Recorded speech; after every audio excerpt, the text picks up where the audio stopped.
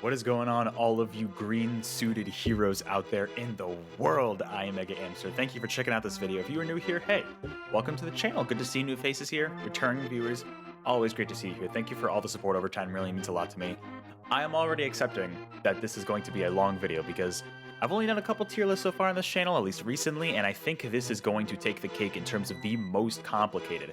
Today, I am ranking almost, I want to say almost, we got a bunch of caveats to go into, but almost every single dungeon item in the Legend of Zelda series.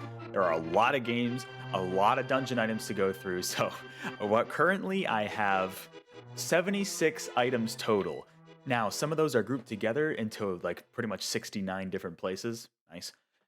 That we will kind of go through. It'll make more sense. Some of them are just super similar, so I group them together. So keep that in mind, even if they're from different games, right? But I got a list of caveats here. Essentially, what I'm defining as a dungeon and what I pulled all these from Zelda Dungeon in terms of the details and everything about these items, right? What Zelda Dungeon defines as a dungeon being any area with like, you know, multiple rooms to explore, usually at least 2 floors, you know, the typical Zelda dungeon. So no shrines from Breath of the Wild or Tears of the Kingdom. I am not including any of those in those rune abilities. Those are straight out the door. But anything, even if it's not necessarily called a dungeon, but it has the structure of a dungeon, I am considering. So keep that in mind. Also, these cannot be items that are found outside of dungeons, like just typical arrows, bombs, etc., unless they are specific special variants of those, in which case it'll make sense. But these have to be found as the dungeon item in the game. For the most part, there might be like a couple caveats, cannot be found before you find it in whatever associated dungeon it is. Because it was getting too complicated, I took out all the swords and shields except for one, I believe it's just one, that is very particular and has a completely separate use case from just being a sword or a shield. And you probably know which one I'm talking about, and we'll get to it soon.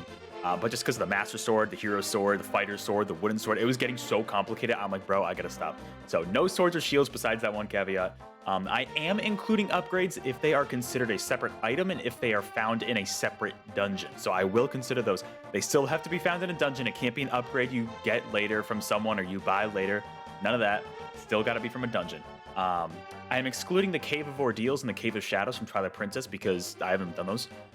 There's a bunch of other games I also have not played. I'm going to say those right now. Zelda 2 Link's Awakening, not Link's Awakening, Zelda 2 The Adventure of Link. I haven't played the CDI games. Oracle of Ages, Four Swords. I have played, but I looked it up and there really aren't dungeons in the game, so I'm not counting those. Spirit Tracks, Minish Cap, Four Swords Adventures, Cadence of Hyrule, Link to the Past, the GBA version, which had the Four Swords Palace, excluding that.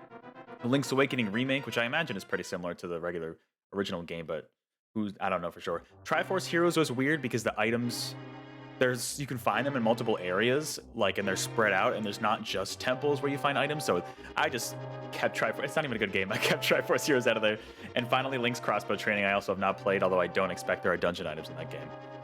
With that, though, like I said, anything that is like has multiple, like at least 2 floors, multiple rooms to explore, has the chests you can go in and open, I am considering a dungeon. If there is an item in that dungeon that you get, whether it's from a chest or not, I am considering it for this list. So here we go. Let's just start right off here. We got our tier list here.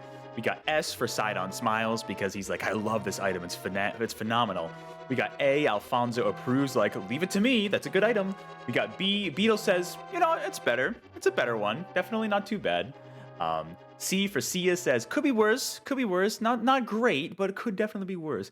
And D for Dompe disapproves. He's just going to bury your body because you chose the worst item in existence. So with that, the order of these are randomized. When I get to the ones that are grouped together, I'm going to put them all in at once, and you'll see what I mean there. So right off the bat, let's start with, I'm going to try to make it so you don't fully see everything. Okay. Can I grab it? Grab it. I can. We've got the Iron Boots. Now, these originated in Ocarina of Time. I got a whole list I got to pull up. So essentially, the Iron Boots, when you equip them, like specifically in the Water Temple, for example, you can sink to the bottom of the water, kind of lets you walk around there. And you can also withstand winds in the game if you put them on. You obviously walk a lot slower, so there's that to consider. And in Twilight Princess specifically, you can stick to magnetic surfaces. That was something, I originally thought they were different boots, but I went back and I'm like, no, they're the same ones. They're still the Iron Boots. So those you can stick to magnetic surfaces. It's cool. It allows for different terrain. I'm not gonna lie, I don't think they're great. They also make you a lot slower, and like, I don't know, I'm not a fan of slow-paced gameplay. I'm tempted to dump this one right in C. I don't think it's terrible. It allows for new, especially the Twilight Princess versions allow for new terrain exploration. And if I remember, the boss was kind of cool for that dungeon. I'm gonna put him in C for Sia. So Sia, it could be worse. Could be worse. All right, number 2, we have the lamp from A Link to the Past. I don't know why the image cut off. That's really annoying. This one's interesting because you can technically get this before going into the chambers beneath Hyrule Castle when you rescue Zelda in the game. You technically can do that. Please keep playing the music. Stop. What are you doing? Okay, thank you. I don't know why that happened. So, yeah, you can get it in the chest in the house, but you also, if you don't get it there, you technically get it here. So I said, screw it. We are going to include it here. So you're pretty much your standard affair here. As you would expect, you can light torches. You can see in the dark. It does consume magic power in A Link to the Past, so keep that in mind. It's solid. I think this is a better. I think this is better than the Iron Boots. I'm not gonna lie. The Iron Boots are so slow. This at least allows you to do some other stuff, but it's not like anything crazy. I think if you could attack with the lamp, I don't believe you can. I'm taking a lot of caveats in this list, so please correct me in the comments if you see otherwise. We'll put it in B for Beetle. It's a solid placement, I think. All right, next we've got. All right, so here's the one exception I was talking about. This is the mirror shield from, of course, this actually originated not in Ocarina of Time like I thought it did. It actually originated in A Link to the Past. In A Link to the Past, it is the most powerful shield, and it can deflect lasers.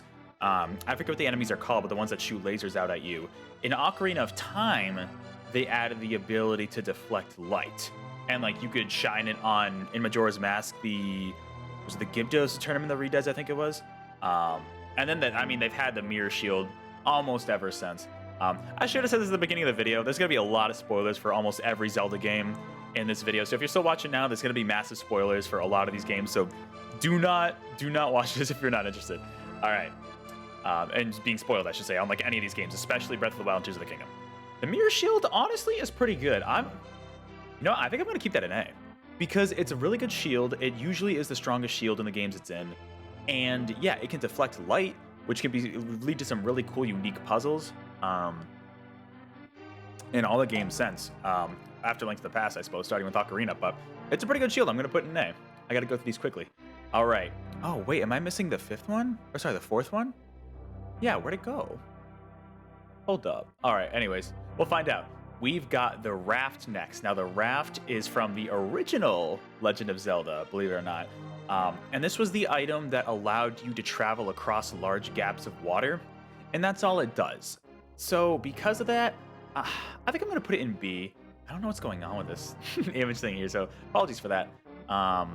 It's pretty solid, like, especially because there's a lot of water in those games. You know, it's relatively quick. You can cross any amount of tiles for gaps. It's not like you're limited to one, which we'll get to later. There's an item that does that. And, you know, it's for travel, you know? Mainly, a lot of the S's and A's for me here are going to be the ones that both can be used for, like, combat and exploration. This is really just fully, like the lamp, a fully exploratory item. So, it's not bad, but, you know, Beetle says, you know, it's one of the better ones. All right. What the heck? Oh, I see what this got weird. All right. Well, we're changing it up completely. You can't even tell what this is. All right, this is the Gale Boomerang. Oh my god. What is going on? What? This is gonna completely break this list. All right, we're gonna see how this goes, and if it goes any worse, I'm just gonna not even bother. This is the Gale Boomerang specifically from Twilight Princess. So not just the regular Boomerang, which I believe this has all the abilities of the regular Boomerang, but you can lock onto 5 targets with this one. And what's cool is that, you know, called the Gale Boomerang, it has like a wind property to it. So you can use it to like spin windmills. You can use it to retrieve items. I mean, you can do that with the regular you can do that with the regular Boomerang too, but it creates many whirlwinds, which can trip up enemies. This is at least an A for me. Do I put it in S is the question. That would be a big ask, I think, if I put it in S. Although it is... Why is the mirror shield just messed up? I have no idea what's going on with it. I'm tempted to put it in S. We're gonna put it in S for now. You know, I think it's a really good. It's so much better. It's the regular Boomerang, but so much better. So we're gonna put it there. All right. Oh, you can see some. No, don't look up. All right. This is okay. So this one's interesting. This is the Master Cycle Zero from Breath of the Wild's DLC. This one is very interesting because, yeah, essentially, this is from the DLC. It's when you do the Champions Ballad, the final. Like I said, avoid spoilers if you want to. The final Divine Beast you do exclusively for that DLC. You can pretty much summon almost anywhere except for like Gerudo Desert and Death Mountain. It's very fast. It's one of the fastest modes of travel in the game. It does disappear upon contact with like a tree or a rock or anything, so keep that in mind. It consumes materials as fuel. So, I mean, especially in Breath of the Wild, there were less uses for materials, so it's like good way to use them up is just to throw them in there. It's got a little light on the front when it gets dark out. It's self-balance, apparently. Like, I didn't even realize this. Like, you don't really have to balance too much on it. Like, you would think a motorcycle you'd have to turn, but no, not really. It just does it for you. And you can perform the wheelie. So that's pretty good. This is S. This is S. Like, well, but you can't really do, okay, screw it. That's not S. That's an A. It's still really cool, and it's really fun to explore with it. But the fact that it does take a lot of fuel, and it's not super often you have to fill it up, but a good amount of the time, and it disappears upon contact, I would say that probably knocks it down to the A. I think that's fair. All right. Now we have the Beetle. So this is the Beetle from Skyward Sword. Now this one's interesting because this was very unique to Skyward Sword. With this one, you can control it yourself manually. It is limited on time, but what you can do is control the stick, fly it around, and you can like cut vines, you can grab items and bring them back, hit switches, stuff like that. So like the boomerang, think of the boomerang, but like you can also like cut stuff. And honestly, it lasts longer than the boomerang. I don't know if I'm gonna rank these all in here, but like, I'll put them like there. I think the Beetle should go an A. I think the Beetle deserves to be an A. That's honestly a good one. You get some interesting upgrades later, but that's not in the dungeon, so we're not including that. But you can do there are a lot of cool puzzles you can do with this item. It does slow down time a lot. It really does. And it just kind of slows everything down. But like, the utility is very cool. So the fact that you can control it manually, I think that makes it a very unique item for Zelda. So that is the Beetle. Next we've got, this is an interesting one. The Lens of Truth from Ocarina of Time. So this one technically is not a main dungeon one. You get this one in, I believe it's the bottom of the well in Ocarina of Time, which is not considered a main dungeon. It's just a separate thing. This one allows you to like see invisible objects, hidden items. You can see like hidden platforms you can go across. It does use up a lot of magic power though. That's kind of the annoying thing. You can also see invisible enemies. To be honest, I don't remember. There might have been like a Skulltula that was invisible. I think it should be in B. B feels fair for this. I'll move it here. I'll put it maybe like just above the raft. I wouldn't quite put it in A because you have to kind of slow down and use it. And it consumes magic power very quickly. So we'll put that one in B. All right, this is where things are going to get hella confusing because we've got so many. You know how many of these items there are in Zelda? These are the silver gauntlets from Ocarina of Time. And all these allow you to do is just push heavy blocks. Push heavy blocks. That's all it said on Zelda Dungeon. And because of that, it's going in at no higher than C. Like, the iron boots are better than these. Like, it'd be one thing, like, a lot will get to other items that let you lift heavy objects and stuff like that. Link can already lift some stuff in Ocarina of Time just right out of the gate, but, like, the silver gauntlets only let you just push heavy stuff. That's all it is. So because of that, it's like, come on. You can't even really, you don't use them to attack at all. You can't just like start using your fists. Like, that'd be sick, but no, you can't do that. So I'm even tempted to put it in D, but we'll leave it in C for now. We'll need some more Ds later for for Dompe here. All right. Okay, this one's interesting. I completely forgot about this. This is the magical key from the original Legend of Zelda. The original Legend of Zelda had a lot of interesting items. So what's cool about this is that, I mean, first of all, I think it's required to enter one of the dungeons, but you can use this to unlock any locked door at all in the game. And it can be used an unlimited amount of times. There's no recharge or anything. I know I said combat use, but I think I might put this in A. Not quite S, but it's really good because think about how many times you need to find a key to open a locked door. Like, the fact that you get this, it's pretty late in the game, I will say. But you can just unlock any door. Like, that's wild. You know what I mean? So I feel like, well, no, but then I have Lens of Truth there.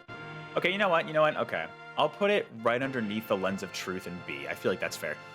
No combat use, but it's like, and you get it so late in the game, but it's really good to be able to unlock any door whenever you want without the use of keys.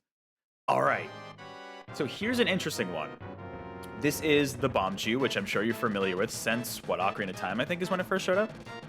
This one, the only game in which this is a dungeon item that I've played, I should clarify, is Phantom Hourglass. Surprisingly enough, that game doesn't have a lot of unique items, but this one is one of them. We're going to consider the one here from Phantom Hourglass. For this guy, you control the direction. What's interesting, because it was a DS game, the Phantom Hourglass was, you can control the direction of the Bombchu by using the stylus, which is pretty cool. Obviously, you know, the Bombchu, you kind of place it to throw it, it moves on its own.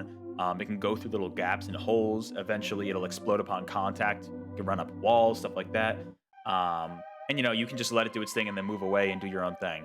I would say you could do some pretty cool puzzles with that. I think I'd put that in low A. I think I'd put it in low A. Like I said, it's in other games.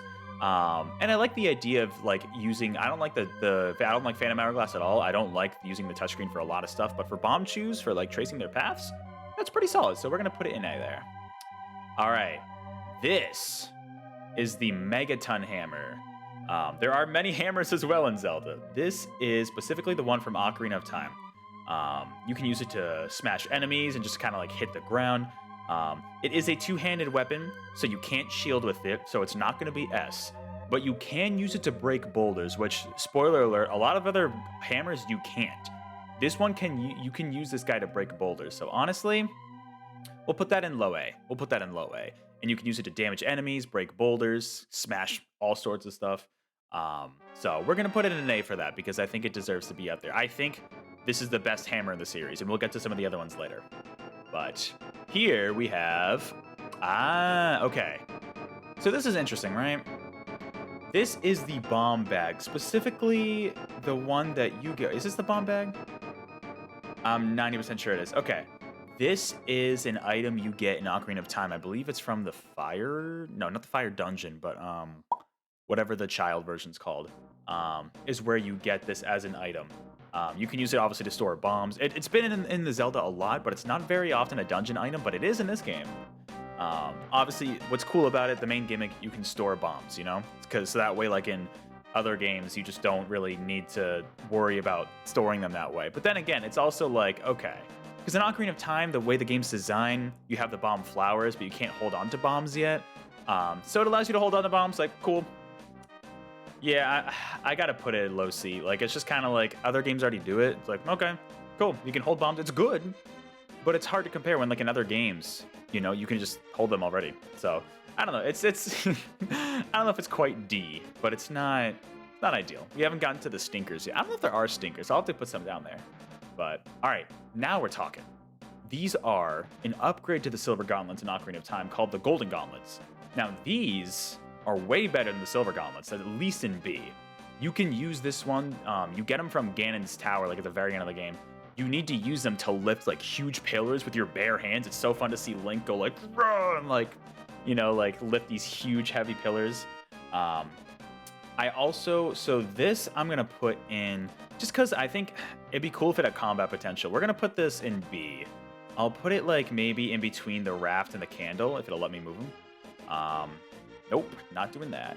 And then this is another one I grouped with this is the level 2 power bracelet from Link's Awakening. They're both pretty similar in terms of being able to lift heavy objects that are larger than Link. So those two are grouped together here. So that's why, but there you go. Definitely better than the Silver Gauntlets, that's for sure.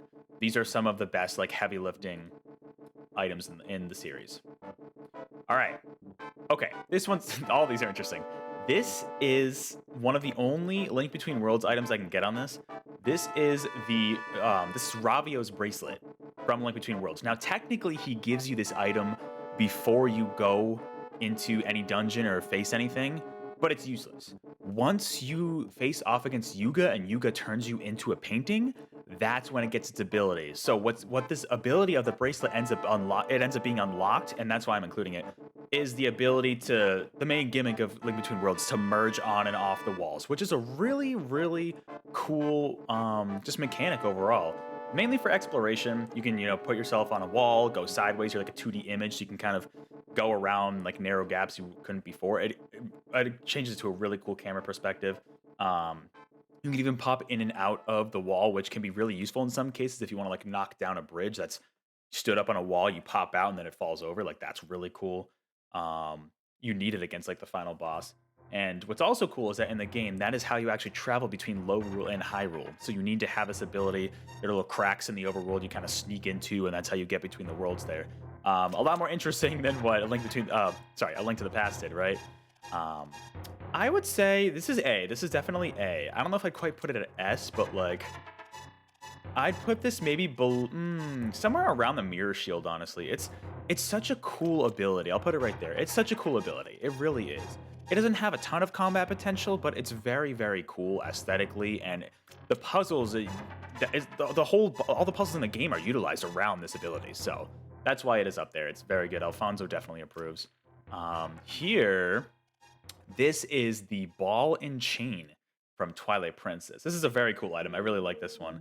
It is slow, but it's super powerful. You get it in the Snowhead Temple, I believe that's what it was called, in Twilight Princess, but you can like, you have the ball and chain, you just toss it at blocks of ice or like boulders. Like you can literally destroy armor off of Dark Nuts, I'm pretty sure. At least one of the enemies in the game, you can destroy their armor using it.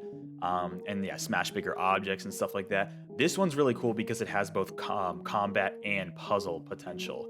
This is definitely A for me. I would probably put this. This is borderline S. Twilight Princess has some interesting items. You know what? Screw it. We're gonna put an S.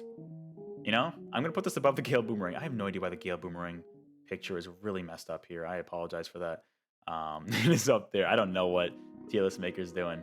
But yes, it's such a cool item. It definitely slows you down a bit, but it is extremely cool. I'm going to modify these as I go too. So keep that in mind. Next, we have, these are so cool. All right, these are the magnetic gloves, which were kind of exclusive to some of the more handheld Zelda games. They first appeared in, at least from what I played, Oracle of Seasons. Now, these are very unique. They don't appear in like most of the mainline games. You can use it on armored enemies to like attract them to you, because obviously with metal, you attract ore chunks as well. What's really cool is that there are different like magnetic poles in the game, and every time you press the item button, it changes the polarity between I think it's just north and south. They label it N and S in the game, and depending on the polarity, you can either be pulled away or pushed, pulled towards or pushed away from like these magnetic poles in the game, and it allows for some really cool abilities. You can even do it like literally all the way across the screen. It's kind of absurd. Pretty similar to the hook shot, I will say, but it also has more. I think it has more use cases than the hook shot. It's very, very cool for some. I'm tempted, man. This is tempting to put up an S.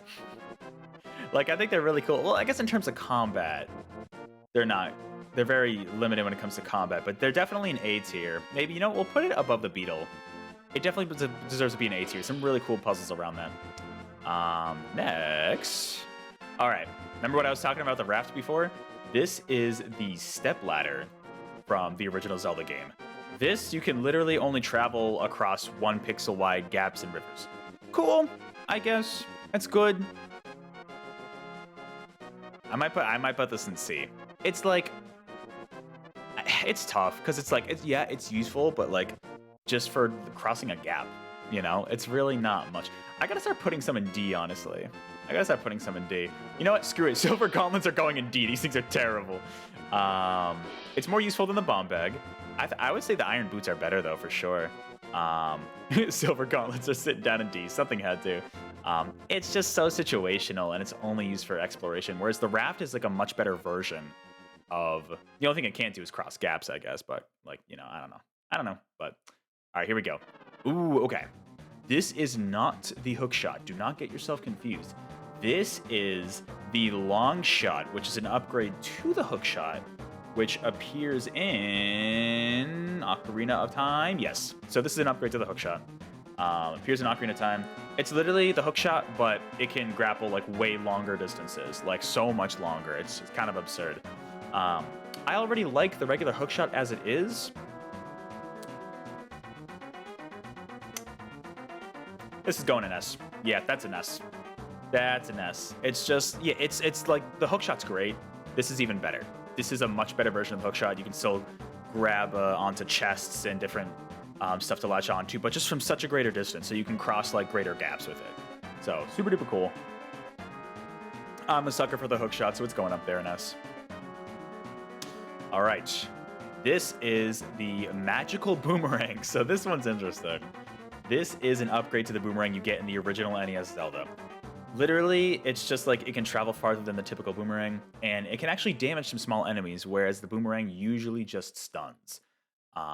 This one I'll put an A. This is definitely an A. I'll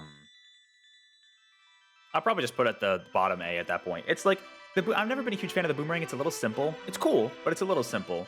But at least this one is a little more viable in terms of farther distances traveled, and you can actually damage some enemies. The Gale Boomerang is definitely like better in comparison for sure. It's the Gale Boomerang is the magical boomerang, but like way more interesting with the wind effect. So this, oh, that really cut off. This is specifically not the regular slingshot. This is the Hyper Slingshot, which is an upgrade you get to the slingshot in Oracle of Seasons. What's cool about the slingshot, I really like this one. This is definitely going in A as well. I'm even tempted to put S. It's a really good weapon. Yeah, you know what? I'll put it in S. I'm going to put it above the long shot. The Hyper Slingshot allows you to shoot 3 seeds at once. So instead of just one shot straight out, it does like the W form and goes like straight and then diagonal both ways. So it shoots 3 at once. Now, of course, I think it uses 3 seeds, actually. Someone correct me if it still uses 1. But really, really cool stuff there. It's just fun to use, and it's viable as a weapon, and they're in some really cool puzzles where, like, for example, you have to hit 3 switches at once. It's fun. I like it. I don't know. I've always liked the slingshot a lot. Honestly, more so than the bow in some cases. So, the Hyper Slingshot, even better. All right. This one, okay. This is what I was thinking of earlier with the bomb bag. That wasn't actually the case. This is the Mask of Truth. This is technically, if we're considering the houses, some of the houses in those games, like the Skulltula houses or whatever they were, they're technically dungeons. They have multiple floors you can explore and kind of go through, and enemies to defeat, and chests to open. And the main reward of, I forget which one it is, but one of them is the Mask of Truth. Now, like in Ocarina of Time, this one allows you to, well, actually, wasn't it? Yeah, it was an Ocarina of Time, pretty sure, from the Happy Mask Salesman. You can talk to Gossip Stones. So, and they have like little, usually they're just kind of throwaway lines. Sometimes they have hints though of what to do. You can also apparently read the minds of animals, I think in Ocarina of Time, which is weird. And it also can show the location of hidden treasure chests. Specifically, I think it's in the 3D versions of those games, which is cool before they appear, so you know where they're going to show up. I don't care. Thank you, actually. Oh, there you go. This one, I don't know. This is going in C. It's not bad. It's definitely not bad. It's just like, I don't know. I never found it like very useful to have like the Gossip Stones there. Like I know they can give you some hints, but it's like, maybe it's because I always used a guide as a kid, but like, I don't know. It's just like not the most interesting, useful item. It could be situational. The Gossip Stones I just kind of don't really bother with sometimes. All right, how are we looking? Oh my God. All right, we got so many items left. This is going to be such a long video. This is the recorder. This is from the original Zelda. This one, let me find it. There's a specific enemy called the Digdogger. I forget what that is. You shrink it. Very cool. You need this item to get to the 7th dungeon. And what's cool about this one is you can also warp to the entrance of a previously completed dungeon.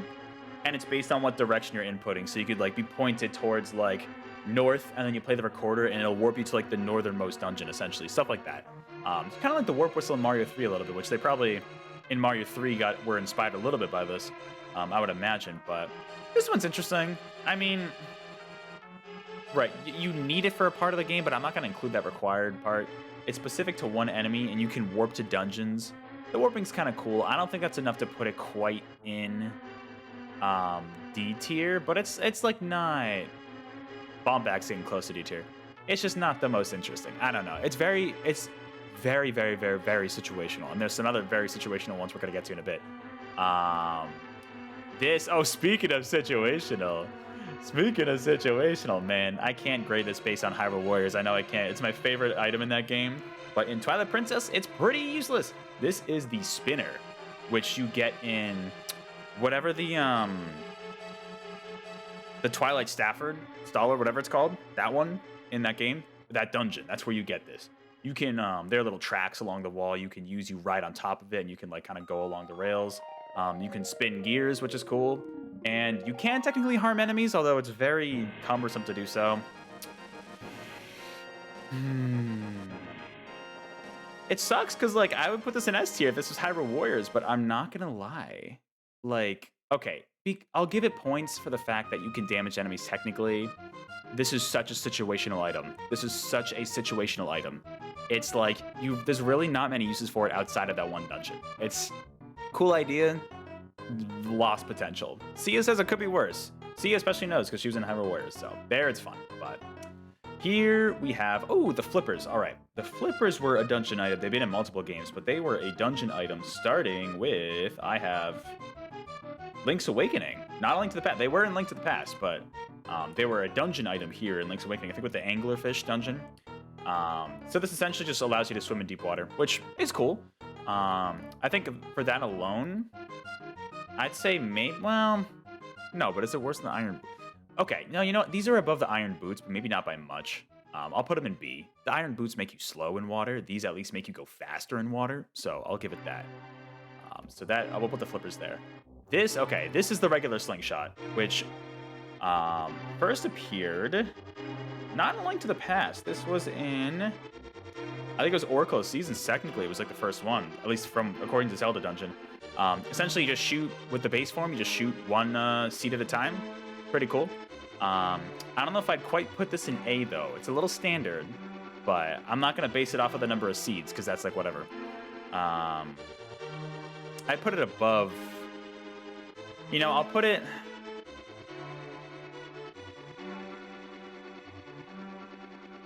You know what? Okay, I'm gonna move the raft over here.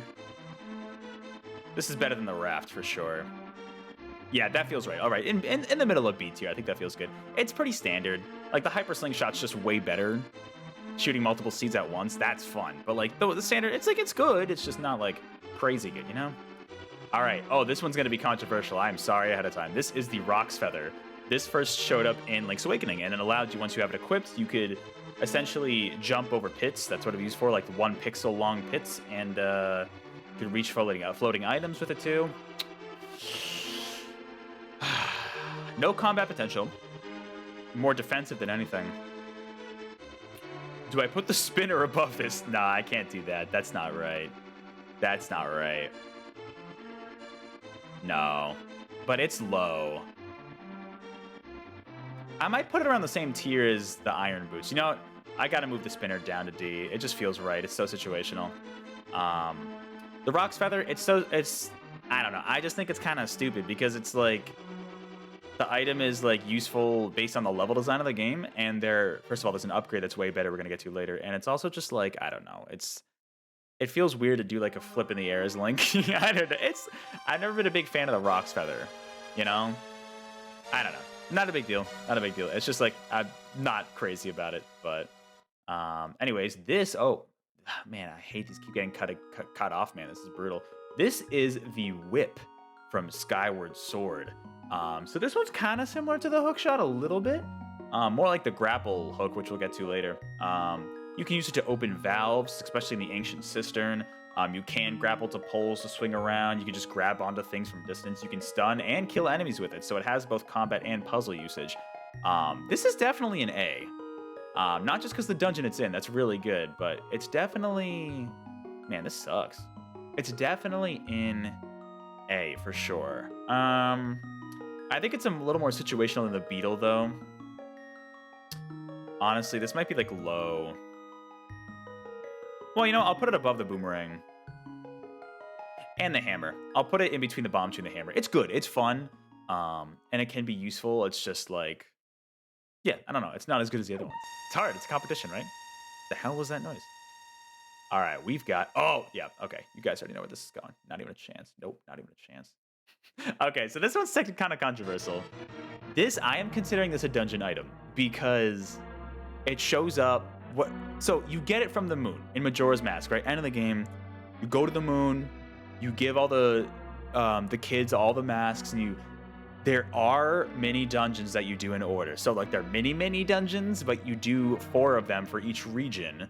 And then I think you have to reface the boss, if I remember correctly. Majora's Mask fans like myself, let me know in the comments below. I'm blanking on it there. But you do get rewarded the Fierce Deity Mask if you do all of them. It's technically optional, but some of these are optional. We're counting those. So you get the Fierce Deity Mask, you put on, you literally become Adult Link, which you couldn't do in the entirety of that game. And you have the most powerful sword in the game besides the Great Fairy Sword. The Fierce Deity Sword is nuts. However, and this is something I'm thinking about. You can only use it in boss rooms. Now that I'm thinking about that, that is very limiting. It's still really powerful. So I put it at high A. You know, okay, I'm going to be fair. I feel like I'm going to put that at high. I'm going to put it above the Master Cycle 0. But like, just because it's so limited in terms of use, like it's not completely broken. It'd be funny though. But it's way up there. I love the Fierce Deity Mask so much. Hey YouTube, play the next song. But go, you know how to work. You know how to work. Oh my, bro, I'm so mad right now. I'm sorry, guys. I'm sorry. I'm not editing any of this stuff. All right, this is the red mail. This first appeared in the original Zelda, actually. And no, it did not. I lied. But it is grouped with another item that did appear there. So this at first appeared in A Link to the Past. I apologize for that, my misspeaking there. So this, essentially, this reduces your damage. Compared to your base, the base damage you take at the very beginning of the game, this reduces your damage to a quarter of that original damage. So, I mean, this is super useful.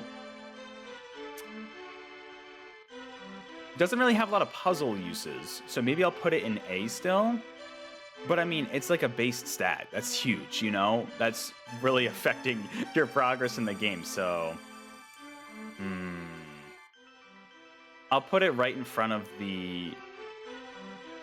you know what? You know what? Let's... Okay. No, move that, bro. Sometimes I really hate tier list makers so much. This is so atrocious. Get in between. Thank you. We'll put it in between there. I am gonna group this with the red ring. The red ring is what appears in the original Zelda. Whereas here, it is just in Link to the Past, it's the red mail. So, I mean, pretty much a standard stat boost, but it's a very good one at that. So we're putting it up there. Okay. This is the Rock's Cape, which first appeared not in Link's Awakening, but this appeared in Oracle of Seasons and I assume Oracle of Ages as well. Pretty much the Rock's Feather, but you can jump and then glide, which is huge. This at least elevates it to B. I'll probably say B because it doesn't have a lot of puzzle potential, but it's like a high B. I'm gonna put it right around the magical key, I think. It's also just really fun to use. I mean, it is kind of still like you're just jumping over gaps and stuff, but it's way more useful because it's not just a single pixel gap you jump over. You can kind of go all over the place with it. We'll put it right there. We'll put it right there. So, Rock's Cape, there you go. These are boots. No, I forget. What are these again? Crap. Oh, no, I don't remember what boots these are. There's also many boots. It's an old one. Let me see if I can find them. Are those the Pegasus boots? Let me double check. I have my list open here. Those are the Pegasus boots. Okay, that's a really weird artwork for it. These showed up in Link's Awakening for the first time. These are the boots that allow you to run really fast. You kind of charge up and then go, which is really cool. So if you combine it with the Rock Feather, you can charge it and jump over large gaps. With the Rock's Cape, I'm sure it's even crazier. I think they were in the Oracle games, but I could be wrong. If you use the sword with it, you can run fast and then break through rocks, which is really cool. This is a good one. I wouldn't quite put it at the Rock's Cape level. They're definitely better than the Iron Boots.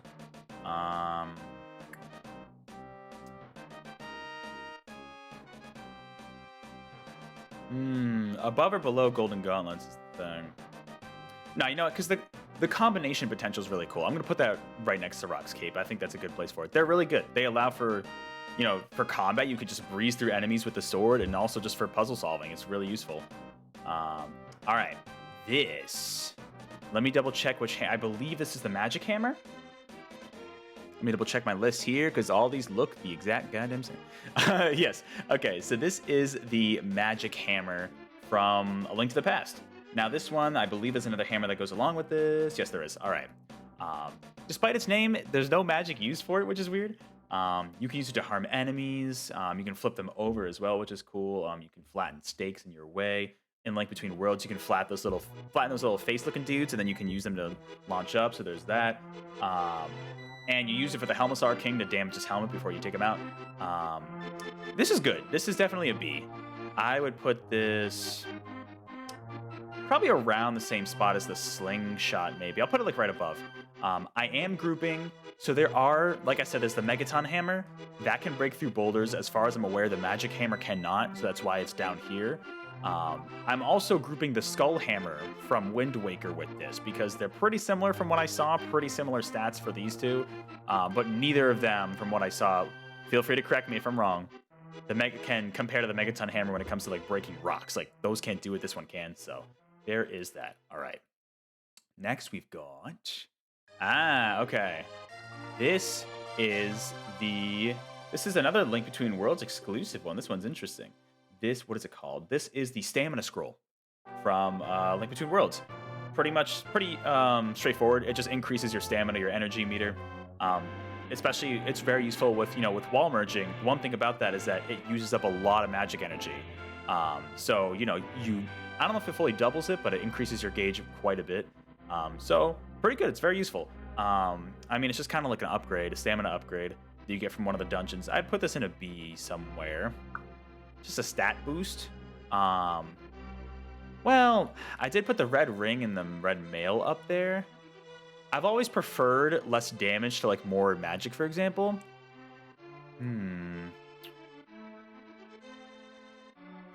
That's tough. It's just kind of a stat boost. I put it above the flippers though.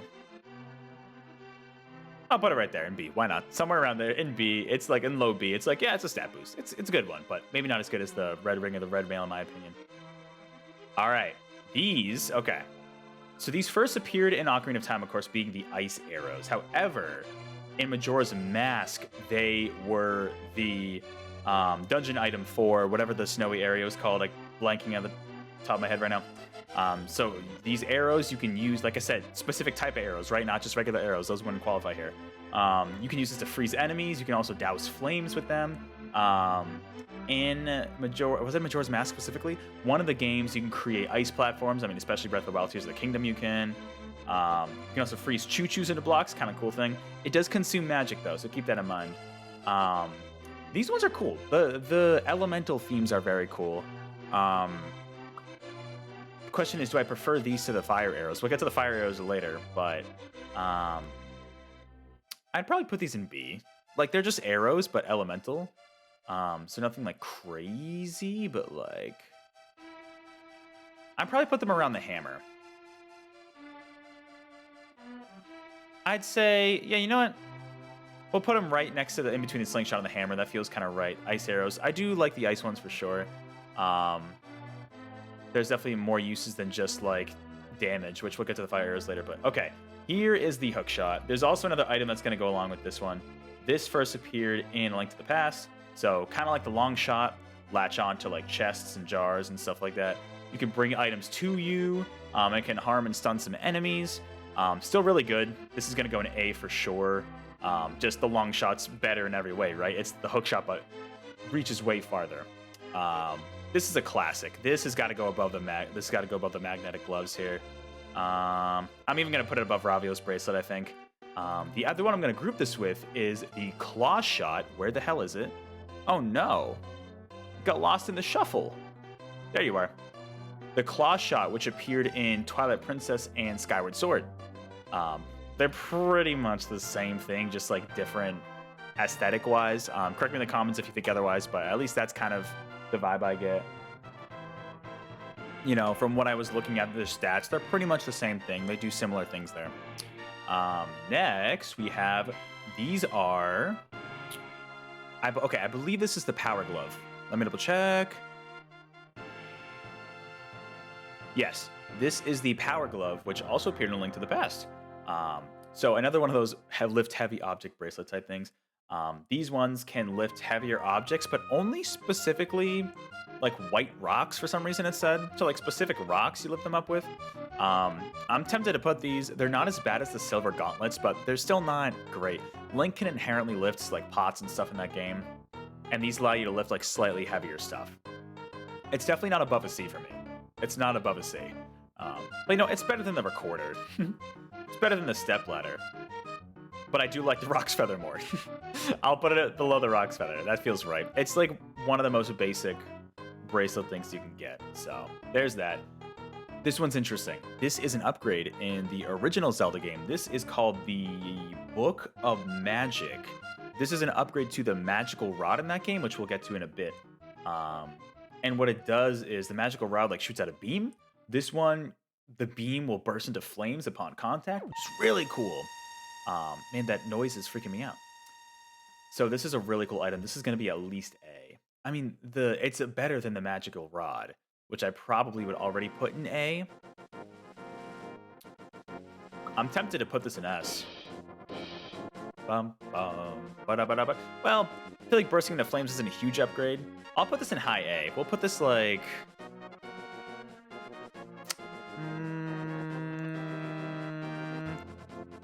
I'll put this right above the mirror shield. I feel like that's fair. We'll get to the magical rod later. That's going to be a little worse because this is just an upgrade. Pretty powerful, though. Pretty cool stuff there. So really cool late game item you get there. But this is another Link to the Past one here. This is the Moon Pearl. This just prevents you from turning into a rabbit in the dark world. I'm sorry. Like, there's no other use for it. It becomes useless.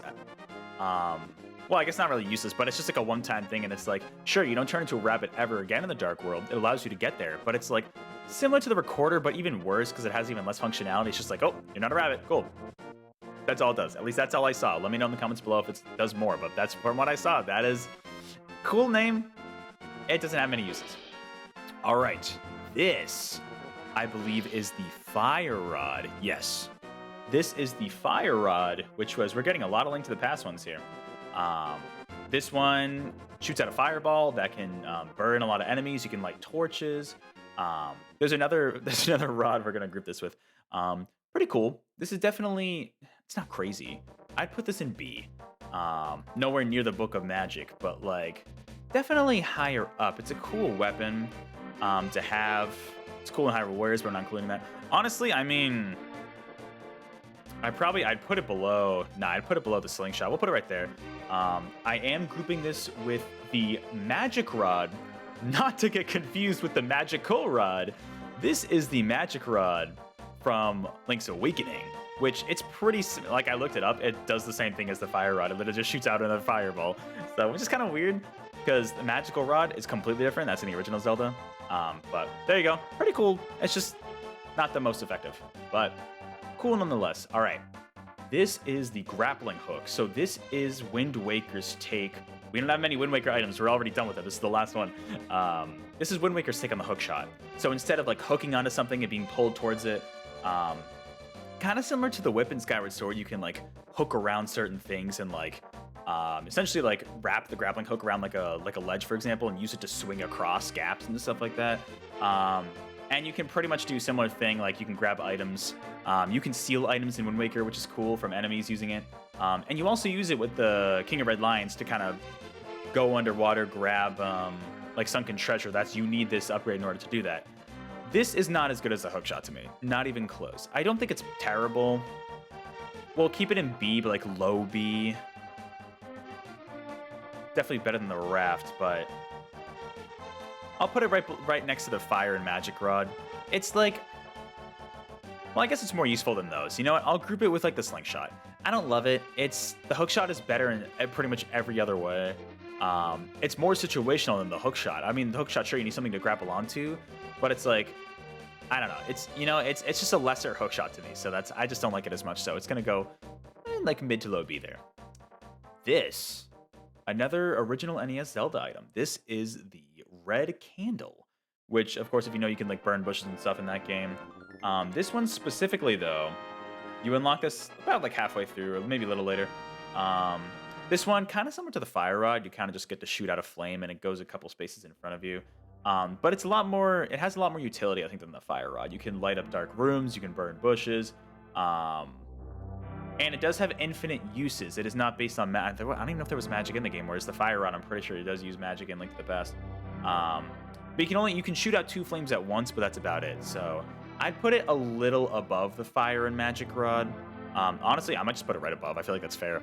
A little more use cases for it, actually. And unlike the candles in, the main candles in Zelda, this one, infinite uses, but only 2 fireballs at once. That's still pretty good. So we'll put it there.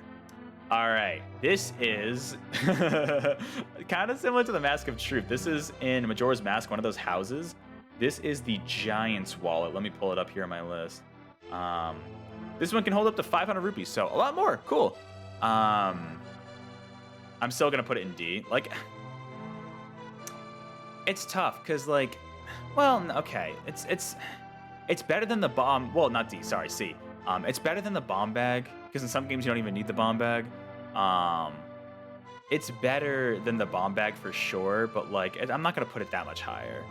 Like, it's better than the step ladder. I'll put it below the power glove. It's like you get more rupees. It's cool, but it's like in terms of the use case, it's not crazy. I literally only put it here in technicality, so there we go. I'll put it there. Ooh, this one, I'm so sorry this got cut off. This is gonna be a weird one. This is the Dominion Rod from Twilight Princess. This is the one in the Temple of Time that you can use it to control big statues. You can move them around. And I guess I forgot there are also owl statues in the game you can use to move that. I'm sorry, this is so situational. This is... Does it deserve to be in D? Maybe not quite D. But like, this is one of the most situational items in Zelda. It'd be one thing if you could like use it to like attack as even just like a staff. You know what I mean? Just outside of its ability to control statues, but you can't. It's literally just a little bit, I don't know. It's a little bit useless in that regard. Because like statues only show up in so many places in the game, right? Especially the Temple of Time is the main one, and then those owl statues you find everywhere else. I put this in low C. Like, it's better than the bomb bag, but I'm gonna put it below the recorder. Twilight Princess has such hit or miss items. It's like, this one is just so situational. Cool idea, so situational. Wind Waker had a song to control statues. Now you just have this random rod that does nothing else. Anyways, there we go. Oh man, you want to talk about useless items? Yes, sir. This is the one I was thinking of. Oh man.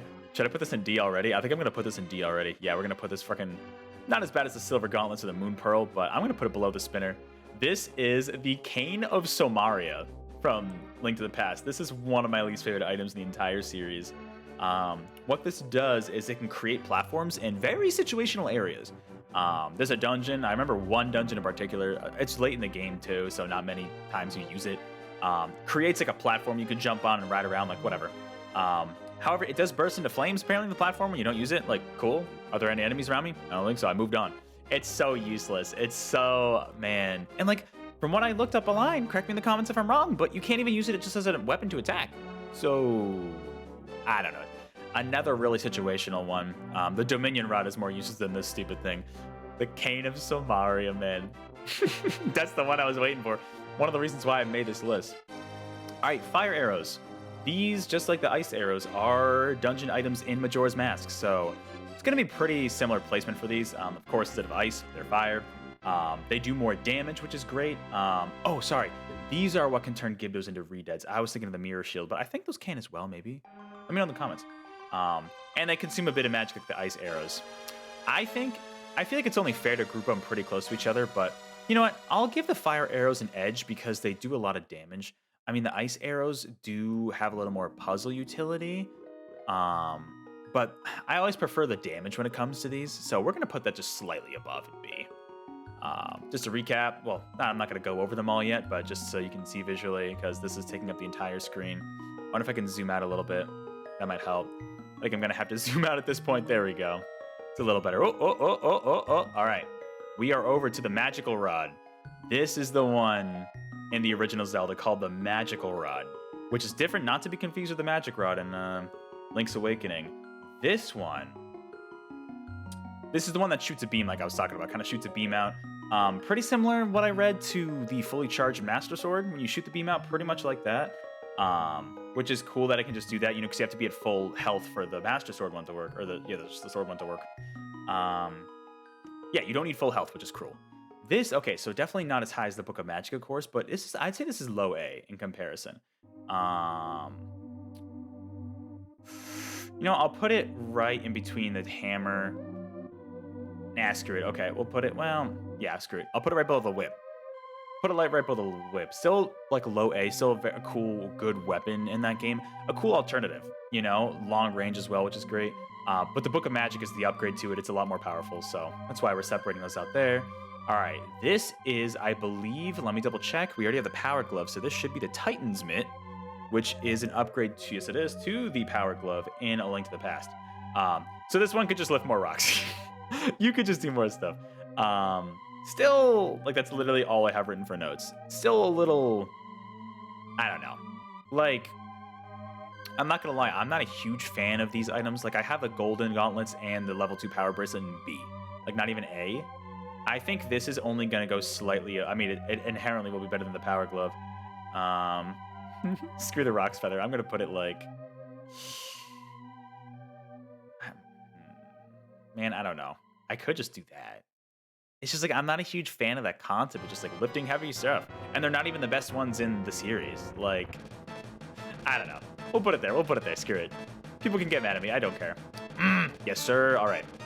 These are going to go right up there with the long... You know what? I'm even going to put this above the long shot. These... You know what? Put it above the Hyper Slingshot too. These are the double claw shots from... Twilight Princess and Skyward Sword. Now, I love that they brought these back for Skyward Sword. I have very fond memories of this one in Twilight Princess with the fight against Argarok and the City in the Sky. So cool. I mean, it's literally what it says. It's 2 claw shots, right? But you literally feel like Spider-Man. You're like shooting out one and then you do the other and you kind of go around on the vines and stuff.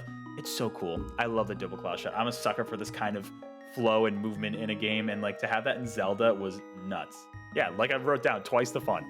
I love the dual claw shots, man. Those are so good. So those are going in S for me. Those are near the very top. D. This is, so technically this is a dungeon item. This is the Phantom Hourglass from the famed game Phantom Hourglass. You get this in the Temple of the Ocean King, that terrible temple where you have to keep revisiting it, and you get more. Essentially, it prevents you from being cursed, and that's the whole thing. Is like the temple's cursed. It's a time limit though, which sucks in Zelda. People who hate Majora's Mask are gonna see that this. It's just you can get more sand in it to upgrade the length of time that it uses. Once the timer runs out, you're not completely done. You just need to go to a safe zone, and once you leave a safe zone, you start taking damage. It only refills once you leave the dungeon. So it's definitely, when you're struck by a phantom in the dungeon, you lose a minute. Oh, what? No, Moon Pearl's not that. No. Moon Pearl's worse than that. These got mixed up. Kill this maker's being dumb. Bro, this is tempting to put at the bottom. Is it? No, you know, it's worse than Moon Pearl. This item is the reason that the Temple of the Ocean King is the way it is in that game. So, you know what? Screw it. We're putting at the very bottom. Very bottom right there. This video is so long, I apologize. I knew this was going to happen. How many we got left? We're getting there. We're pretty close. All right. This is the blue mail from... Is this the original? Let me double check. No, sorry. Link to the Past. Link to the Past. This... Okay. So this is inherently not as good as the red mail, so it's not going to go in A. This reduces damage by half. So rather than reduces it by 3/4, you reduce it by half. So it's inherently worse than the red mail and the red ring. So they are gonna, it's still pretty good. I mean, reducing any, like half damages, that's still good. I feel like it's appropriate to put it right around the stamina scroll. I would put it a little bit above. We'll put it right there. I think that's fair. It's still a good stat boost for sure. It's just like nothing crazy. This is also D. I'm so sorry. This is talk about another situational item. This is the Giant's Mask from Majora's Mask, where you get in the Stone Temple Tower. It is only usable... Okay, so here's the good news. It turns Link huge. Great. You fight against, was it... Not Moldorm, it was... Whatever the boss was. that you fight in the Stone Temple Tower. Really cool. Sure, you turn big. You can't damage without turning big. Great. Bad news, it's only usable in that one boss room. Which, I mean, fair, it would break the game if you could turn into a giant. But unlike the Fierce Deity Mask, this one's actually cool. But this one's not cool. Cool idea. It's better than, I'll put it at the top of D. It's better. The bomb bag's more useful. It's so situational, like absolutely. Well, no, the Dominion Rod is more uses than the Giant's Mask. It's like, it's a disappointment. I'm sorry, Dompe. It's like, the fact that it's only usable in that one room. It's like, why even bother having it be some random ass boss gimmick at that point? It's really weird. All right, these are interesting. These are the hover boots. I think this is the last pair of boots we got here. These are the hover boots from Ocarina of Time. These ones I believe you get in the Shadow Temple. You can kind of hover in the air for a few little seconds. However, they kind of like make everything feel like ice physics. They're very slippery. The Rock's Feather's better than this. Okay, I was giving the Rock Feather kind of crap for this. No, this is worse. These are the worst boots that you get. They're very slippery. Oh, man, do I put this in D? They're not great. They're so slippery. There's so many better ways to cross gaps. You know what? I'll put it right there. I'll put it like low C. It just like... Well, then again, Dominion Rod's better. You know what? Let me move the Dominion Rod up a little bit. Because the Dominion Rod at least like controls fine. The hover boots are just like, there's so many better ways to cross gaps in the Zelda series, and the hover boots are so slippery. That's what really brings them down for me, so we'll put them in low C. All right, it's taken a while to get to some of these. This is the classic boomerang. Classic Zelda boomerang. First appeared in the original game. It was pretty useless in the original game. All other incarnations of the boomerang were pretty much the magical boomerang. I've never been a huge fan of it. Of course, inherently, it's going to be below the magical boomerang. I'm going to put it in B. I'm going to put it, but it's going to be lower than you'd expect. You know what? I'll put it right around the slingshot. I feel like I like the slingshot just a little bit better.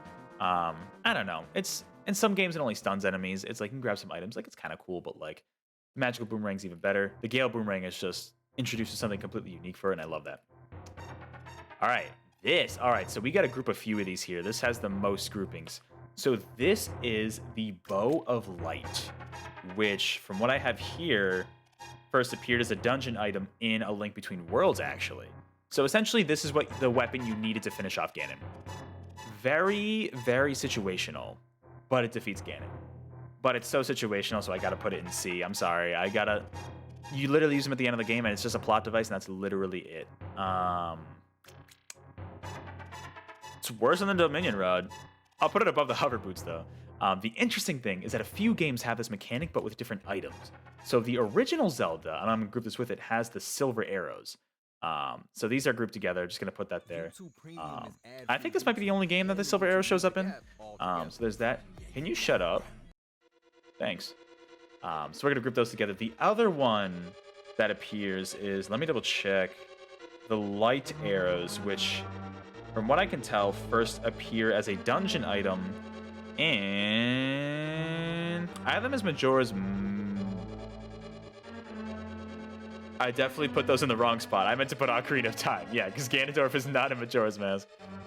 So light arrows, I'm going to group them right around the same spot. I'll put these ones above silver arrows, though. Not that this matters. They're all in this, literally sharing the same spot. What are you doing, Tier List Maker?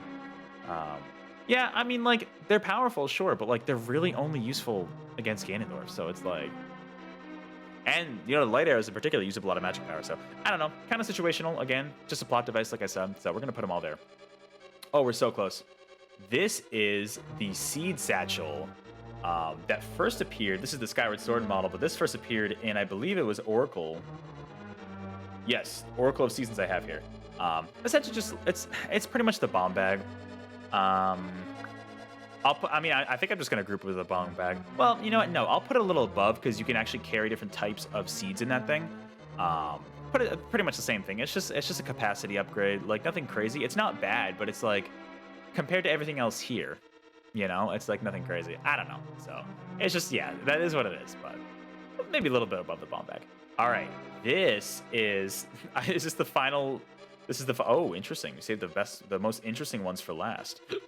Um, this is the level 1 power bracelet from Link's Awakening. So inherently not as good as some of the other ones. This one allows you to pick up pots, skulls, rocks, stuff like that. Um, which, to be fair, the power glove didn't let you pick up rocks before. Then you equip that you can. However, this one I think is the worst out of them all. Well, besides the silver gauntlets, we don't count those. Because Link inherently in Link's Awakening can't lift up pots. And you need to use the power bracelet to lift up pots. So inherently that's just stupid. Also in C, I'm going to put these worse than the Dominion Rod. Worse than the... I'll put it like right around this hover boot spot. Maybe that's like, is it better or worse? No, that's probably worse. I'll put it right below. Because it's like Link can't even carry. You can't lift up pots without the power bracelet in that game. Maybe they're just like packing rupees in those pots in that game. I have no idea, but it's like, this is easily, besides, we don't talk about the silver gauntlets. These are the worst, for sure. For sure. All right. These are interesting. I've said that about a lot of these, but some of the later Zelda 3D Zelda games have a lot of interesting items, like Twilight Princess, even though some of them are hit or miss. These are, let me come up with the name, the Magma Mitts from Skyward Sword. Now, there are digging mitts in the game. These are an upgrade to the digging mitts that, whatever the dudes are called, the species, if you remember, let me know, the little digging dudes in Skyward Sword. I can't think of it off the top of my head. These allow you to dig underground. You can dig into underground tunnels. You can destroy said rocks in tunnels. And you can use it to just dig up in the ground, find rupees, keys, kind of those kinds of items. Kind of a cool idea. I still probably would put it in C. I think I'd still put it in C. Like, they're nothing crazy, but they're better. I'll put them in high C. They're better than the Rock's Feather. I mean, to be honest, I could put them at top of C. Well, no, you know what? They're better than the Flippers, though. No, you know what? Okay, I'm going to put them in between the Raft and the Lamp. Let's do that. Low B. They're cool. They're definitely unique. That's what I like about them. They're very unique, and you can even use them for travel as well as finding items and stuff. As far as I remember, they're not really good for combat, so knocks it a little bit, but they're at least interesting. They're unique, so we'll put them there. We are so close. All right, so some of these are going to look weird. You know what? I should probably save these. Nah, you know, we'll go in order still. All right, like I said, spoilers. If you made it this far, you don't care. Spoilers for Breath of the Wild and for Tears of the Kingdom here. This is the Vow of Yunobo. So we're getting into the vows here. These count because there are temples, dungeons, whatever you want to call them in Tears of the Kingdom. You're rewarded with these they're technically items. I'm just representing them by the characters here, the heroes, the champions. But these are technically items and abilities that you get. Because the vows in Tears of the Kingdom allow you to call upon these characters like their avatars and use their abilities whenever you want. Yunobo's in particular might be one of the best ones because Yunobo's, not only can you summon him and he attacks with his boulder breaker, but he pretty much makes bombs almost useless in that game because he can break rocks and boulders, rock walls, and you know how precious like bombs and bomb arrows and the other bombs, I can't think of them off the top of my head.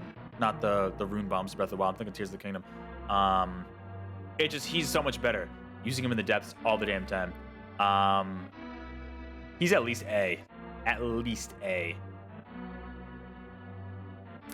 I know we're moving Fierce Deity up to bottom S, that low S. That feels fair.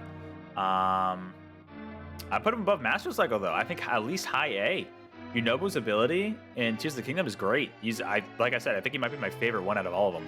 Really, really good. Next we got, it took so long, the bow. The classic bow that first appeared in, you guessed it, Zelda 1. It was like the first dungeon item. The annoying thing about Zelda 1 was that instead of using arrows there weren't arrows in the game, you use rupees as your ammo. All the other games fixed that. We're not going to count that against it. I think the bow, do I like it? No, maybe I do like it more than the slingshot, though. I like it more than the boomerang, that's for sure. The bow's classic, but like, I mean, it's good, but it's like, not good. No, you know, it is better. I gotta put it above the hammers. Yeah, It's got to be up there. It's classic. It has so many uses. You know what? Screw it. Yeah, this deserves to be an A. What am I doing? This deserves to be an A. How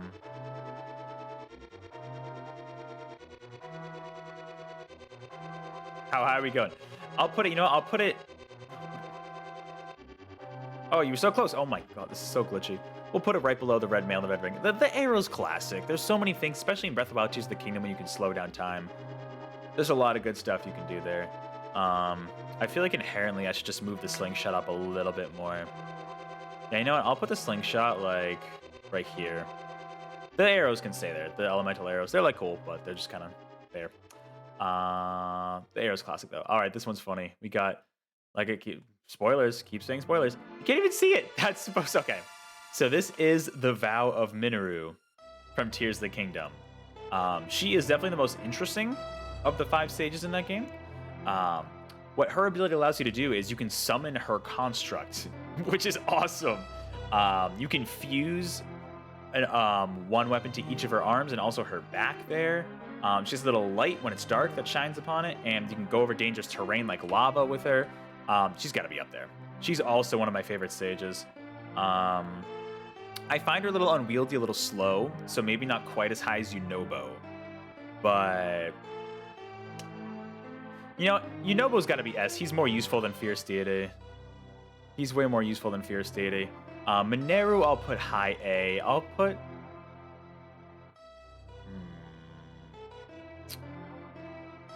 I'll put her right after the hook and claw shot. That seems a good place. I really like her ability. Her ability's awesome.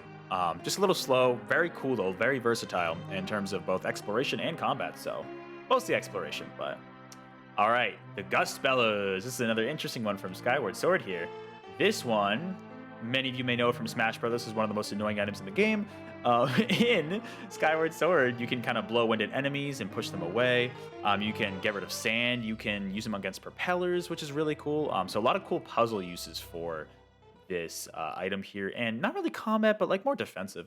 I would put this one in probably high B. I don't think I'd put it quite in. What are you doing? YouTube is being stupid for some reason. I would put this probably high B. Not over the slingshot. You know, I'll put it right, maybe right there. That feels right. It's like, because it doesn't have a ton of combat necessarily, but you can use it against enemies, and there's some cool puzzles that Skyward Sword uses. Skyward Sword's items are great. Like, I love it, the items in that game. I think it has some of the best items in 3D Zelda, but the Magma Mitts are probably one of my least favorites, but still cool. The Gust Bellows are very cool for sure. Some interesting applications there. All right, so these ones that show Link are going to be the champion abilities from Breath of the Wild, and the ones that show the champions here are from Tears of the Kingdom. So that's a little distinction there. This is Mipha's Grace from Breath of the Wild. So this is the one. This one's busted. This one, I mean, this has got to be S, right? This is the one that if you lose all your hearts, you get a refill. You get an entire refill of your health, and you get 5 extra yellow hearts. So it does take almost half an hour to regenerate. In dungeons, apparently, I didn't know this, regenerates 3 times as fast. Cool little tidbit. But you literally recover from, like, no health. I'm not going to put it as high as you know, but we'll put it bottom S. Because you literally completely fully recover with a bit of extra health too. Like, it's so good. And like every half an hour, like in that game, that's still pretty frequent. So I'd put it, that's a good one. Sidon is smiling because his sister is helping Link recover so well. I can make a joke there, I'm not going to. Okay, Riju. Riju's great. This is the Vow of Riju from Tears of the Kingdom. So this is the one, you can summon Riju's avatar, and she has the 2 scimitars, I forget what they're called. Specifically, she creates that kind of like electric dome, and then you use an arrow, you shoot an arrow at... Can you just please keep going? Like, just play. Play, keep going. I don't care. Sure, loop the playlist. And it kind of she creates that electric dome around an area, and you can shoot... If you shoot an arrow, and it lands at an enemy... within the radius, it'll send an electric bolt down on the enemy. Really useful against Gyptos in the game, of course. However, And as much as I love Riju, it's so specific. It is so specific. Not like as specific as like the Dominion Rod, for example. This is a B for me. It's fun to use. It's just, it's a little situational. You have to make sure you're within the radius of her little electric dome. And you gotta shoot the arrow. So it's a little limited. Cool, but a little limited. Honestly, it's pretty similar. It's a little more powerful than like the elemental arrows. So maybe I'll put it like right above fire arrows and below the hammer. It's like, it's a cool ability. Honestly, out of all the sages, her ability might be one of my least favorites. Looks flashy, looks cool, but like in terms of actual usefulness, it's a little weird, but still cool. All right, now we got Sidon. Does he go in S? I'm not even gonna put him in S. Actually, he might be my least favorite out of all of them. So of course, Sidon's Vow of Sidon, you summon him, he uses his trident to attack. He creates water walls that can act as like shields, or you can create a burst of water. He's my least favorite. I'm remembering it now. It's been like 6 months since I played the game, but I'm remembering his ability. Well, no, it would have been like 4.5. I might put his in C. Like, I feel bad for doing that because it's Sidon, but like, that's just, I don't know, man. It's the ability. I think I used him more as like I kept him out just to attack, but like in terms of like his water ability, it's like, I don't remember using it very often. I think it's probably worse than the Rock's Feather.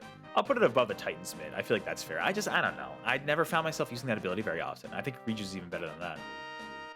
Next we have, Revali's Gale is now ready. So of course Revali's Gale from Breath of the Wild here.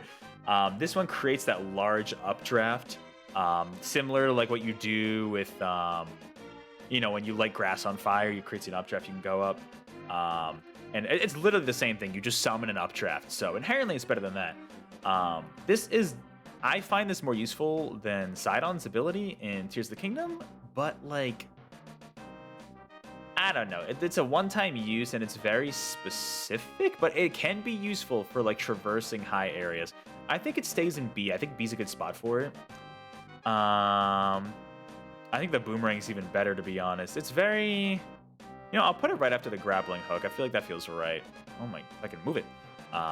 It's useful for like vertical terrain for sure. You skip a lot of it. It does leave you very vulnerable though. And yeah, it just kind of shoots you vertically upward. Oh, we're so close. This is Urbosa's Fury in Breath of the Wild. So this one you can use to stun enemies with an electric attack, and it can deal a large amount of damage. And it's used, you know, it comes out automatically whenever you have like your weapon fully charged up. You do full charged up attack. This is better than Riju's ability. I'm just gonna straight up say this is probably an A tier for me. Very powerful item. I'd probably put it below Minoru though from Tears of the Kingdom. Maybe I'll put a. I really like the magnetic gloves. I'll put it there. It's a good attack. It's very powerful. It's very strong. Does a lot of damage. Probably one of my favorite abilities for the champions in that game. I mean, it's nothing compared to Mipha's Grace is just busted, but like it's a very good attack. It's better than Revali's Gale, at least in my opinion. But all right, 2 more. This is the Vow of Tulin, so the final vow from Tears of the Kingdom. So this one, and Revali's Gale shoots you up. This one shoots you sideways, which you actually wouldn't think would be super useful, but I actually prefer this to Revali's Gale because especially in the sky, and even like if you're going off of like a tall platform, it doesn't take super long to refill. It's actually pretty useful to kind of go long distances in the sky or across Hyrule. So yeah, I'm honestly, hell, I might even put this in low A. Yeah, you know what? I might put this like, I don't know if it feels fair to put it below the bow or above the bow. I'll put it right below the bow. I feel like that's more fair. But like his ability, like I actually really like it in this game. Not my favorite, but like middle of the pack. Like it's very useful for exploration and like you can use it to push back some enemies and like turn stuff. So it's cool. It's cool. Riju's is more flashy, but this one's more useful for me.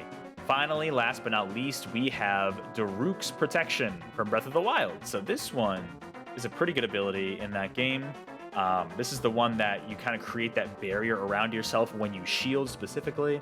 I believe you can upgrade it to about up to 3 before it has to recharge, if I remember correctly. Yes, up to 3 uses, and it does generate some amount of light. That doesn't really matter. This is a good one. This is a good one. I'll put it in like mid A, I think. I think I still prefer Urbosa's. Well, I think I still prefer Urbosa's Fury a little bit. I like it better than Tulin's ability. You know, maybe it belongs right here. That feels right. That feels right. Not the Bow's classic. Well, now I'm second guessing. Screw it, we're gonna leave it there. This video's gone on for an hour and 20 minutes already. This is absurd. I knew this was gonna be long. Is that it though? Yes, sir. That's it. All right. All right. Thank you, Zelda. Link to the Past music. Shut up. I don't care. YouTube Premium can. Shut up. There we go. All right. So just to recap, we are going to start from the bottom and go up to the top. We just ranked all these. So from the very bottom, Dompe disapproves of these. We've got the Phantom Hourglass itself. Worst dungeon item in Zelda history. I don't know. I don't think there's an argument there. Interesting mechanic. Terrible. Moon Pearl right after that. Kind of simple. Silver Gauntlets. Dumb. Cane of Samaria. Dumb. Spinner. Really cool potential. Great in Hyrule Warriors. Dumb. Giant's Mask. It's too limiting. You can only use it in that one specific room. It's too limiting. So not too many in D. Like Zelda has a lot of cool items. A lot of unique items. These are just like the trash tier. Man, I wish the spinner was higher, but I can't. I can't do it. Sia says it could be worse, but it could be a lot better for sure. We got Bomb Bag. We got the Seed Satchel, just kind of upgrades. The Recorder from the original Zelda. Mask of Truth, Gossip Stones, whatever. Level 1 Power Bracelet.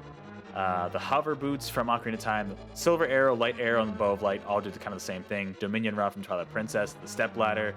The Giant's Wallet. Cool. 4 rupees. Power Glove, and then Titan's Mint from Link to the Past. Sidon's ability, I know that's going to be a bit of a hot take. I don't really like his ability in Tears of the Kingdom. The Rock's Feather, and then the Iron Boots following up, or pretty much capping off the C level there.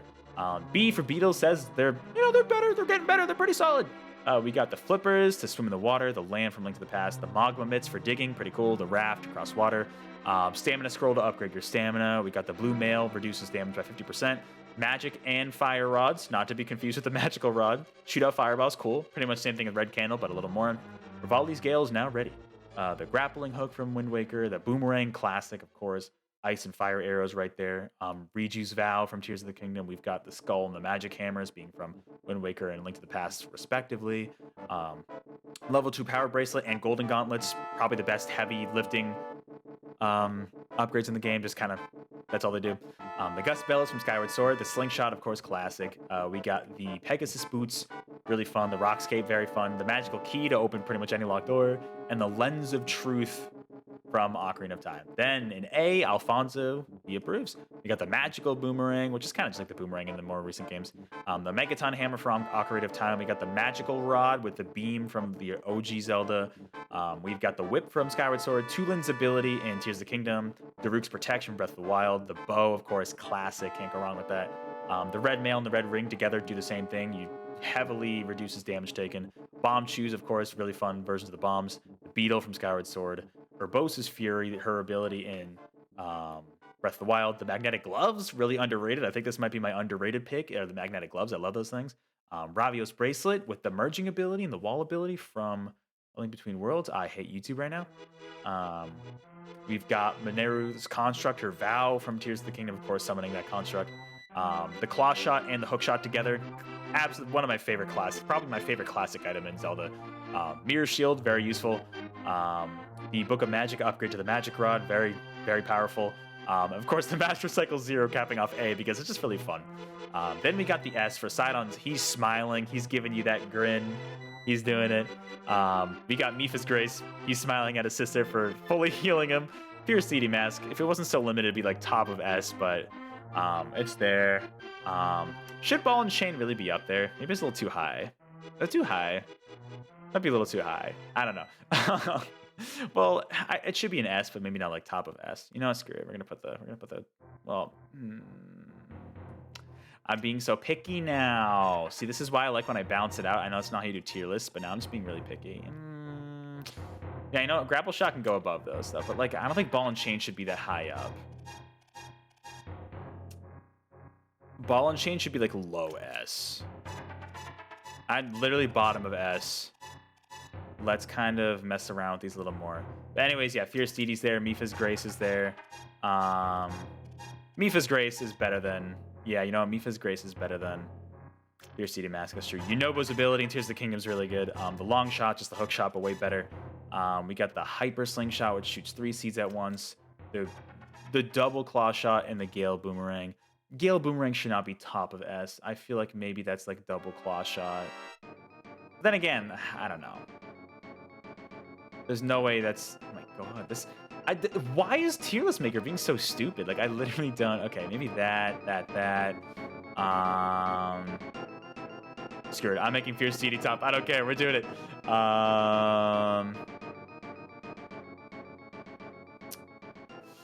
You know his ability's better than that. I like double claw shots better than that. Sure, that's good. That's good enough. That's good enough. Looks good. Looks good to me. Really cool items. You know, like I said, Twilight Princess, a couple really cool items up here, and the double claw shot as well. But then you get like down here, you get the spinner, you get the Dominion Rod. It's so hit or miss with Twilight Princess. But anyways, that is the whole tier list. Let me zoom out a little bit so you can see everything, although it's going to be tiny. But you'll see the entire list, so it doesn't matter. But with that, we are finally done. Finally, I know it took so long. This is fitting music. Finished ranking all technically 76, although 69 placements here of ranking almost all of the dungeon items in the Zelda series. So definitely, I mean, I knew this was going to be my most intense one going into it because it's so hard to remember which ones are good and which ones are bad. I did a lot of research going to this, so hey, I appreciate if you watch the whole thing because like I underestimated how much research would go into this, but there it is. There's my tier list there. Thank you so much for watching. I'm going to end this video. I hope you enjoy. Let me know in the comments below why I'm wrong about, you know, the Phantom Hourglass. Maybe that's your favorite game and I just disowned it right there. You know, maybe the Fierce Deedee Mask isn't the best ability. Let me know why in the comments below. But, and let me know if I mess anything up with my facts that I looked up. Like I said, shoutouts to Zelda Dungeon for, that's the website for compiling all this information. I got pretty much all the information from there and based it off my own memory as well. So definitely let me know if I got any facts mixed up there. But with that, thank you so much for watching. I really appreciate it. And hey, I have more live streams coming up. I have more videos coming up, so stay tuned for that, especially Game of the Year related stuff. I'm sure I'm going to be talking a lot about games that I played this year and what I'm looking forward to next year. And who knows, maybe Zelda will be somewhere in that list. But with that, thank you so much for watching. Appreciate you taking the time to watch it. And I will catch you all on the next video or live stream. Until then, hey, you never know. Keep your backpack empty. You never know when you're going to need to put a Phantom Hourglass in there because you need to limit it somehow. All right. Bye for now.